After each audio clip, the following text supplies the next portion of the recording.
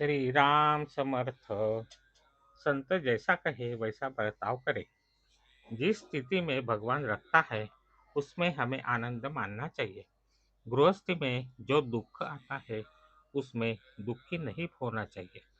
हम जब जीवन में समाज में बर्ताव करते हैं तब कभी यह सोचते हैं कि मेरे हिस्से में कितना आया है। हम हमेशा मेरा मेरा कहते हैं। दुख का असली कारण यही है कि प्राप्त करने और कराने की लालसा बढ़ती रहती है।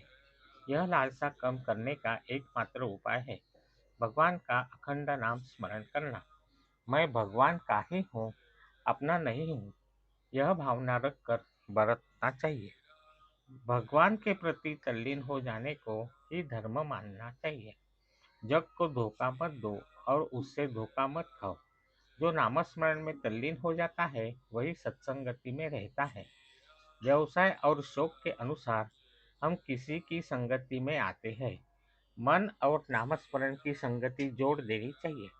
मालिक के साथ रहने वाला कुत्ता निडर होकर भूंगता है, वैसे हमें भगवान के सहारे रहना चाहिए, लेकिन भूंगना नहीं चाहिए। हमेशा नम्रता से बर्ताव करें। मैं साधना करता हूँ यह भूल जाए। उसके बारे में अभिमान करने का मतलब है साधन को अपवित्र करना। काम में ध्यान रखकर सबसे प्रेम का बर्ताव करे। नारी देवर या सास ससुर का आदर करती है, क्यों? अपनी पति को खुश रखने के लिए। अतः जिस बर्ताव से भगवान को समाधान होगा वैसा व्यवहार हम करें। यदि हम डॉक्टर से कहेंगे कि हमें उस काली बोतल में जो दवाई है वह दीजिए, तो वे कहेंगे तुम्हें वह बीमारी नहीं है। उसी प्रकार संत हर किसी की वृत्ति पहचान कर मार्गदर्शन करते हैं। इसीलिए संतों के सहवास में रहकर वे जैसा कहेंगे वैसा बर्ताव हम करें। वे जैसा बर्ताव करते हैं वैसा बर्ताव हमें नहीं करना है। हमें तो उनके हाथ में हमारे जीवन रूपी पतंग का धागा देना है और बिल्कुल निश्चिंत होना है। हमें गुरु के कहने के अनुसार साधन करना है।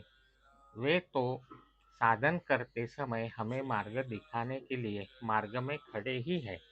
जहाँ दो रास्ते फूट पड़ते हैं वहाँ एक पंढरपुर की ओर दूसरी गोंदवले की तख्ती है।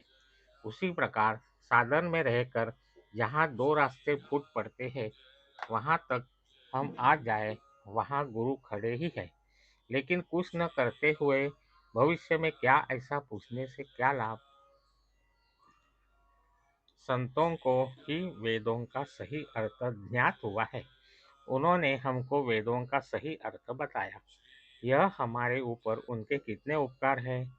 इसलिए हमें वेदाध्ययन करने का कोई कारण नहीं है। हमें केवल संत कहेंगे वैसा आचरण करना है।